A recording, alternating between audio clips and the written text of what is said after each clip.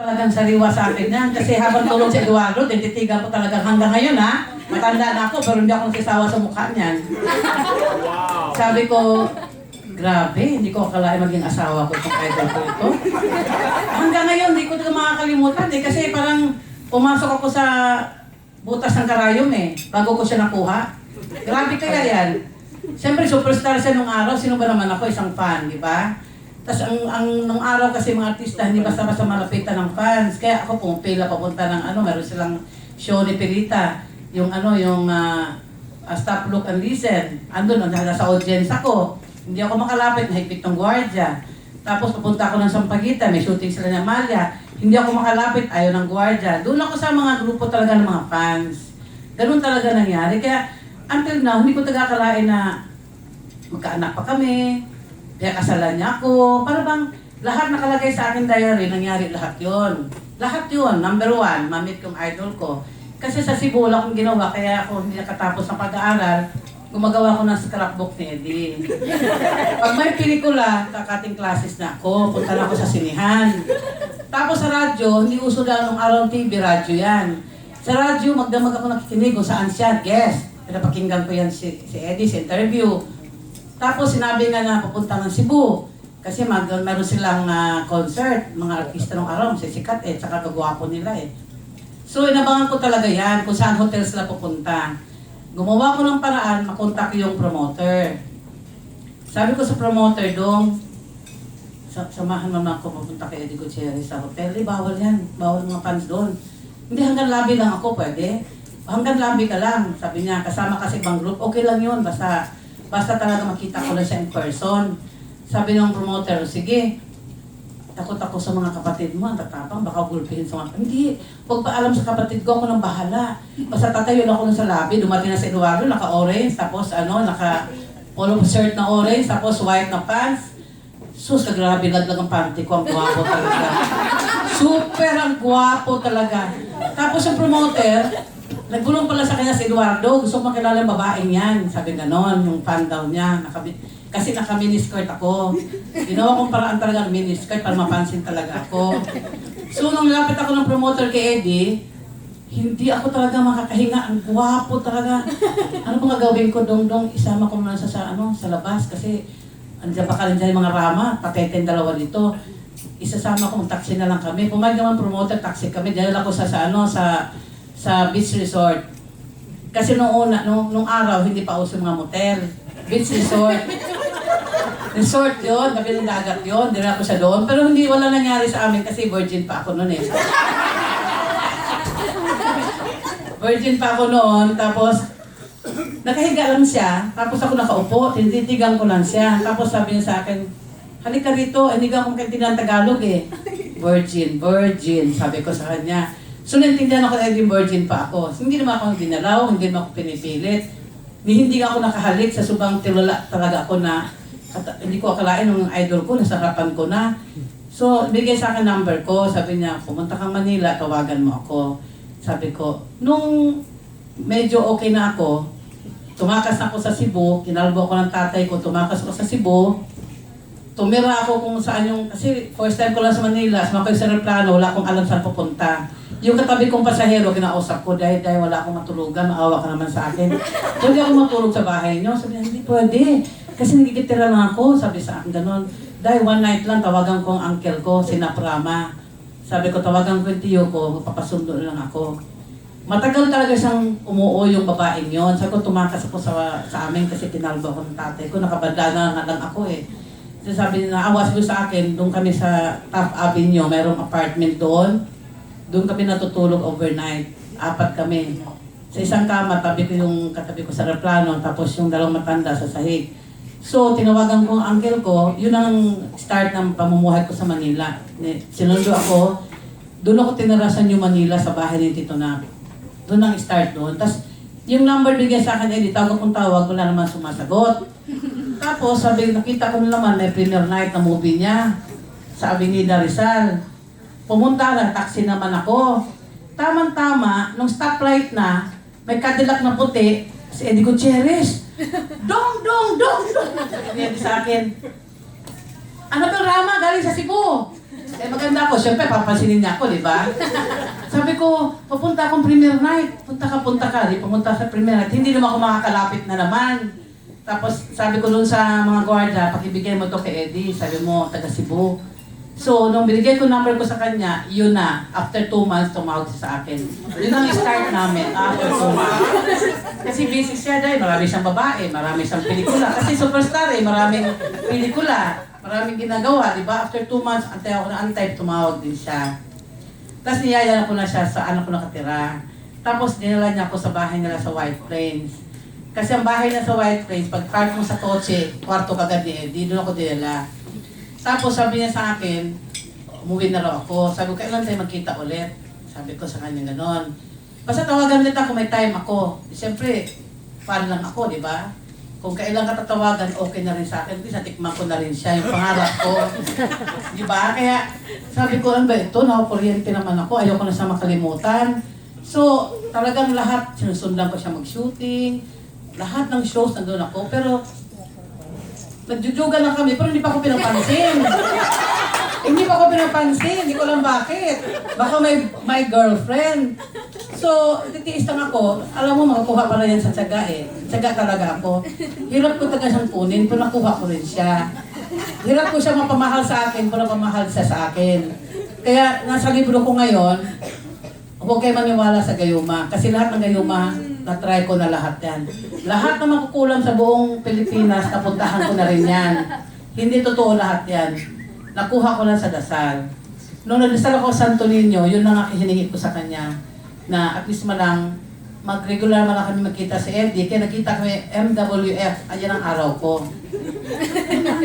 Pag Monday, Wednesday, Friday, talaga hindi ako umalis ng bahay. Excited, naligo na ako. Excited na ako talaga kasi sunduin ako ng 7 o'clock. Pero puro kami patago, bawal ako i-display. Pupunta kami sa restaurant, ewan ko sa tabi ng dagat, basta walang tao na restaurant, doon kami kumakain. Ang pangarap ko naman ngayon, sana makapag-picture ko katabi si Eddie para pagyabang ko sa buong Cebu na itong superstar na nakuha ko rin. Hindi talaga siya pumapayag. Nung pupunta kami Baguio, kinausap ko si Nida, Blanca Min, sabi ko, idol ko talaga si Eddie, pero magkasama kami, walang picture-picture. Tapos puro naman tago-tago lang kami. Sabi ko, gusto ko pa-picture sa kanya. So nag-posing kami sa Baguio, doon sa may tulay. So, excited ko, nagpakapi ako ng maraming kopya. Pinamigay ko sa buong Cebu. Nasabi sa akin ng tatay ko at sa mga kapatid ko, huwag kang mangarap, titikman ka lang yan. Sabi niya, hindi ka pakasalan yan. Babaero yan, dahil babae yan. Hindi ko pinakinggan ng aking tatay at sa mga kapatid ko. Sige pa rin ako sa kanya.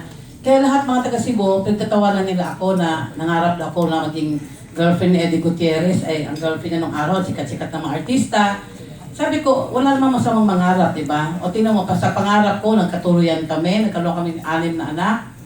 40 years na kami nagkasama. Hanggang ngayon, magkasama pa rin kami. Kaya, lahat ng gustong malaman paano ko nakuha si Eddie, basahin yung libro ko. Hindi masama. hindi malandi ang tingin ko sa inyo doon. Hindi malandi yan. Kasi minahal yung tao eh. Kasi tayo mga babae, meron tayong pride. Sa ibang lalaki, may pride ako. Mahirap ako kunin. Mahirap mo ako mapahubad. Mahirap mo akong ligawan. Pero sa mahal nyo sa buhay, ibigay nyo na lahat para sila ma-inlove sa inyo at magkatuluyan na kayo. Ang tawag dyan, hindi malandi. Ang tawag dyan, pinaglalaban mo yung pagmamahal mo sa isang lalaki. Kasi, ngayon kasi pag tumatawag ka sa lalaki, landi-landi na babae yan, tumatawag, hindi totoo yan, hindi malandi yun. Pinaglalaban mo lang yung pagmamahal mo sa boyfriend mo o sa asawa mo. Yun ang advice ko sa inyo. Bumili na kayong libro sa akin, guys, at i-promote na natin lahat. Dapat na dong yan, tinanggal na eh. Bakit daw po kaya? Kasi para yung mga ibang hindi alam ano yung dong, baka ma-confuse eh. Kasi usually pag Basaya, alam nila yan, dong. Pag lalaki kasi dong, pag babae, day. So, actually meron dong, di ba? Mr. Lopez, di ba? Meeting tayo, may dong yan. Bakit po nga nawala yung dong?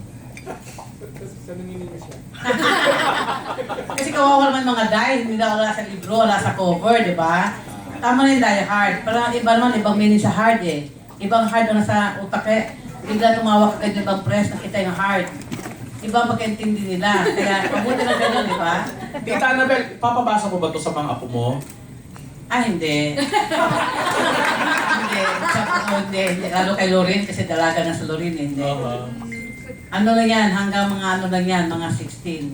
Okay. 15 hanggang sa matanda, pwede lumasa yan. Pero sa mga... Bakit? Si Rupa kasi, ngayon lang siya nahiwalay sa akin na siya nagbabayad sa akin ng bills. Siyempre, sa sobrang busy ni Rupa, minsan nakalimutan niyang bigyan ng pangkain ng driver. Nakalimutan bigyan pang parking ng driver. Kaya sabi ko sa kanya, Rupa, pagbaba mo pa lang ng lugar, kung nakalimutan mo magbigay ng pangkain, marami kang alalay, sa alalay ka magbigay ng pangkain ng driver. At sa pang-parking, importante ang driver may pagkain ng tuwing bababa ka. Eh hindi sanay si Rupa. Sasanay sa akin si Rupa kasi na ako talaga nagbibigay. Umaga pa lang, driver ni Rupa, driver ni Richard, driver nito. Meron na lahat pang-parking, pagkain, lahat kompleto na yon. Ngayon, nagsasarili na siya kasi nag-away nga kami. Hindi ko na ano yung pangkain ng driver, hindi ko na ibigay. Kaya yung driver niya 2 months lang. Kasi nga, pag hindi ka talaga papakain sa tauhan mo, talaga mawawala sila sa iyo. Kaya ngayon natuto na rin si Rupa. Kasi kung pag nakalimutan mo, iutos mo sa mga alalay mo na pakainin yung driver, importante yan. Mga katulong ko sa bahay matatagal na sa akin. Tagal na, yung si June nga, magkasama kami, 22 years na tayo, June. Oy, June, 25 years na ba tayo? Oh. Na-meet na kita, bata ka pa eh. 24 years tayo, oh. Kami ni Jimmy, 26 years. Tapos yung ibang mga driver ko, yan, 25 years. Mga katulong ko, kusinera, matatagal lahat. Mataray nga ako, pero may puso yung pagkataray ko. Kasi nagkamali naman talaga, kaya magtataray ako, di ba? Pero nasa isang tao yan, paano dalhin yung mga tauhan nila. Pag umalis man sila sa akin, bumabalik. Maraming umalis, bumabalik lahat sila. Kasi doon sa ibang amo nila daw, hindi nakita yung kabaitan ko. Kaya ngayon, tumatagal sila sa akin. Hanggang ngayon, mabait sila sa akin, mabait din ako sa kanila. After na aksidente si Eddie, car accident. So, car accident niya, yung mga babae niya, nawawala lahat sa kanya. Kaya sabi ko sa kanya, Dong, ako lang natitira sa'yo. Sabi ko, alagaan kita, patatabain kita ulit, bigyan kita ng vitamins, lahat-lahat. Tingnan mo mga babae mo, gusto lang jog-jog. Tapos ang aksidente ka, wala na. Iniwan ka rin eh, sabi ko sa kanya. Kung tandaan mo, ako lang nagmamahal sa'yo. Maski wala kang binibigay sa akin, maski puro konsumisyon binibigay mo sa akin, mahal pa rin kita. Kaya ako lang talagang pwedeng mag-alaga sa iyo. Kaya lahat ng mga girls niya, nawawala nung aksidente siya. O ngayon, bumabalik sa akin na ayaw na niya. Huwag ka magkamaling bumalik doon. Kasi alam mo na kung sino sila. Alam mo na kung anong gusto nila sa iyo. Yun lang. Maganda yung advice eh. Kasi nagtataka kasi mga tao, bakit kami nagtatagal ni Eddie? Biro mo, nakuha ko siya, superstar siya. Hanggang ngayon naman, for me, is still superstar kasi may mga trabaho pa naman din siya. Pero what I mean, yung panahon ng 1968 na napakahirap tagakunin ni Eddie, nakuha ko siya para magandang advice dun sa mga na-in love na naliligaw sa landas. Hindi alam ang gagawin nila sa buhay nila pag nag-aaway sa boyfriend nila, nag-aaway sa asawa nila. At ito, isi-share ko sa kanila yung nangyari sa buhay ko as asawa ni Eddie Gutierrez. As hindi naman girlfriend tawag ko doon, umpisa pa kami, parang palausan yata yun eh. Kasi kung gusto lang niya ako tawagan, pwede ako. Ganun lang yun eh, di ba? Hindi ako pwede mag-claim na girlfriend ako kasi hindi naman niya ako inaamin girlfriend niya ako, di ba? Tinatago nga ako sa dilim eh, di ba?